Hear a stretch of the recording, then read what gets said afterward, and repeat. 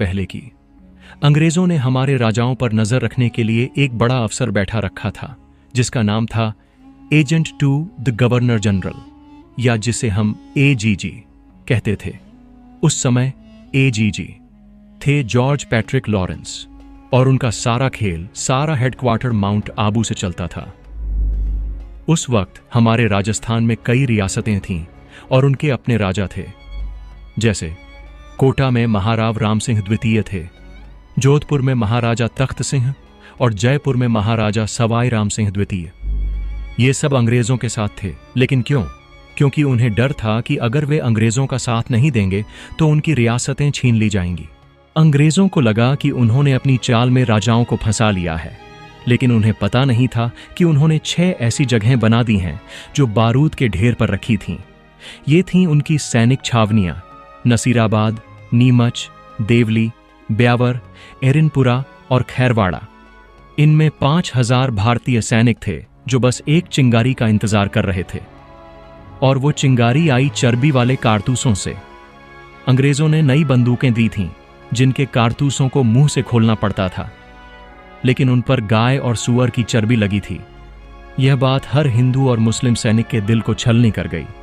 यह सिर्फ एक कारतूस नहीं था, यह उनके धर्म पर हमला था। राजस्थान में क्रांति की पहली कहानी नसीराबाद से शुरू हुई। यहां एक रेजिमेंट थी जिसका नाम था 15वीं बंगाल नेटिव इन्फेंट्री। ये सैनिक पहले मेरठ में थे, लेकिन जब मेरठ में विद्रोह शुरू हुआ तो अंग्रेजों ने उन पर शक किया और उन्हें वहां से नसीराबाद भेज दिया। सैनिकों को लगा कि यह उनका अपमान है। उन्हें लगा कि अंग्रेज उन पर भरोसा नहीं करते। और फिर आया वो दिन जिस दिन उनके गुस्से का बांध टूट गया।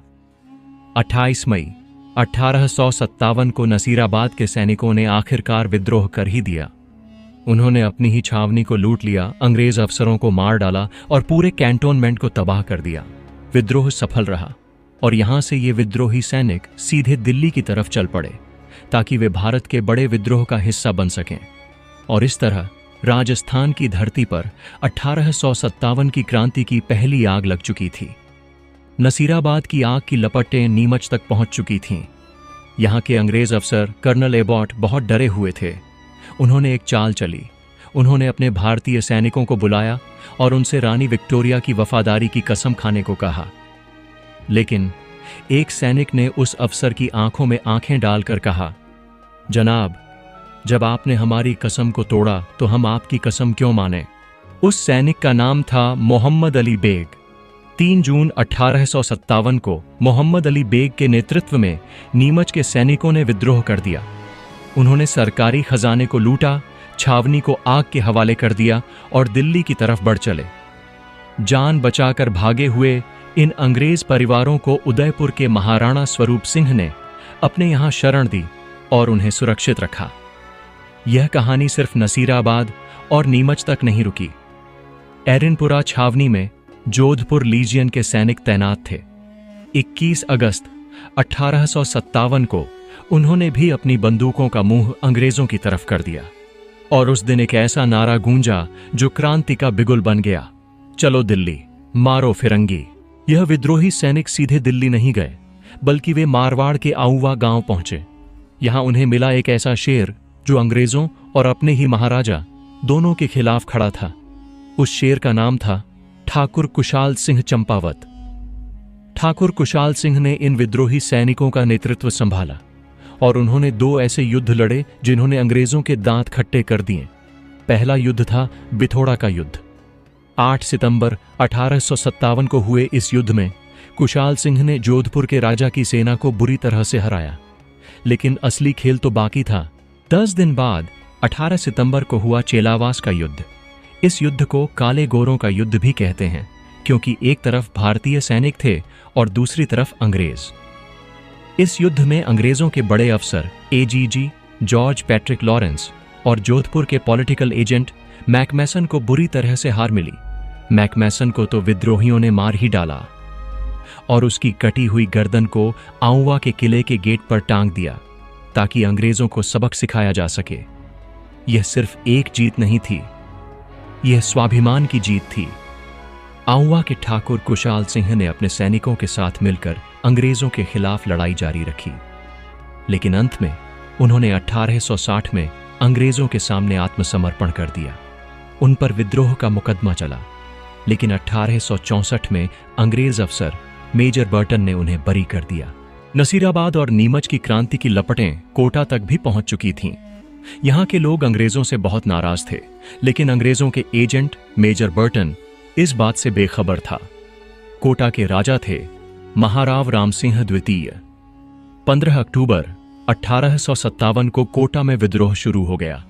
इस क्रांति की कमान संभाली वकील जयदयाल और सेना के रिसालदार मेहराब खान ने। उन्होंने मेजर बर्टन और उसके 2 बेटों को मार डाला और उनकी कटी हुई गर्दन को पूरे शहर में घुमाया और फिर किले के गेट पर लटका दिया। सैनिक यहीं नहीं रुके, उन्होंने पूरे कोटा शहर पर कब्जा कर लिया और तो और राजा महाराव रामसिंह द्वितीय को भी अपने ही महल में कैद कर दिया। पूरे 6 महीने तक कोटा शहर विद्रोहियों के कब्जे में रहा। आखिरकार मार्च 1858 में अंग्रेज अफसर जनरल HHC रॉबर्ट्स ने करौली के राजा मदनपाल की मदद से कोटा को वापस जीत लिया। इस मदद के लिए अंग्रेजों ने मदनपाल को तोप की सलामी का सम्मान भी दिया। कोटा ही नहीं बल्कि राजस्थान में और भी कई जगहों पर क्रांति की आग फैली। भरतपुर में महाराजा जसवंत सिंह की सेना ने अंग्रेजों के एजेंट JD हॉल के खिलाफ विद्रोह कर दिया। धौलपुर में राव रामचंद्र और हीरालाल ने ग्वालियर और इंदौर से आए सैनिकों के साथ मिलकर विद्रोह किया, जिसे पटियाला की सेना ने दबा दिया। और टोंक में नवाब वजीरुद्दौला के खिलाफ मीर आलम ने मोर्चा संभाला। लेकिन एक बात जिसने इस क्रांति को कमजोर किया वह थी हमारे राजाओं की अंग्रेजों के लिए वफादारी। यह एक बहुत ही अजीब बात थी कि हमारे जागीरदार और कुछ सिपाही तो अंग्रेजों के खिलाफ लड़ रहे थे, लेकिन उनके अपने ही राजा अंग्रेजों का साथ दे रहे थे। तो दोस्तों, इतनी कोशिशों के बाद भी यह क्रांति क्यों सफल नहीं हो पाई? इसकी सबसे बड़ी वजह थी राजाओं की वफादारी। इसके अलावा विद्रोहियों में कोई बड़ा और एक नेता नहीं था। उनके पास अच्छी योजना और साधन भी कम थे। सबसे खास बात, राजस्थान की आम जनता ने भी इस क्रांति में खुलकर हिस्सा नहीं लिया। इसीलिए यह क्रांति पूरी तरह सफल नहीं हो पाई। यह सिर्फ एक क्रांति नहीं थी, बल्कि यह आजादी के लिए हमारे राजस्थान के लोगों की पहली बड़ी कोशिश थी। इसने अंग्रेजों को दिखा दिया था कि भारत की जनता अब और जुल्म नहीं सहेगी। यह कहानी हमें सिखाती है कि हमारी आजादी एक दिन में नहीं मिली, बल्कि इसके लिए हर कोने में लोगों ने अपनी जान की बाजी लगाई थी। दोस्तों, एक तरफ जहां कुछ रियासतों में विद्रोह हो रहा था, वहीं दूसरी तरफ कुछ राजा अंग्रेजों के वफादार रहे। इनमें से एक थे बीकानेर के महाराजा सरदार सिंह। यह इकलौते ऐसे राजा थे जो विद्रोह को कुचलने के लिए अपनी रियासत से बाहर भी गए। उन्होंने पंजाब तक जाकर अंग्रेजों का साथ दिया। अंग्रेजों ने उनकी इस वफादारी के लिए उन्हें टिब्बी परगने के कई गांव इनाम में दिए। क्रांति खत्म होने के बाद अंग्रेजों ने अपनी नीतियां बदल दीं। अब वे राजाओं को अपना दोस्त बनाकर रखना चाहते थे। उन्होंने राजाओं को इनाम के तौर पर जमीन दी और उन्हें सितारा ए हिंद जैसी बड़ी बड़ी उपाधियां भी दीं, ताकि वे हमेशा उनके वफादार बने रहें। तो दोस्तों, अगर आपको ये वीडियो थोड़ा भी पसंद आया हो या आपकी पढ़ाई में जरा सी भी मदद मिली हो, तो एक प्यारा सा लाइक जरूर कर दीजिए। और हाँ, अगर आपको सच में हेल्पफुल लगा तो नीचे कमेंट में एक थैंक यू लिख दीजिए। इससे हमें मोटिवेशन मिलेगा और हम आपके लिए और भी ऐसी काम की वीडियो लाते रहेंगे। चैनल को सब्सक्राइब करना बिल्कुल मत भूलिए, ताकि अगली वीडियो सबसे पहले आप तक पहुंचे। धन्यवाद दोस्तों, आपका दिन शुभ हो।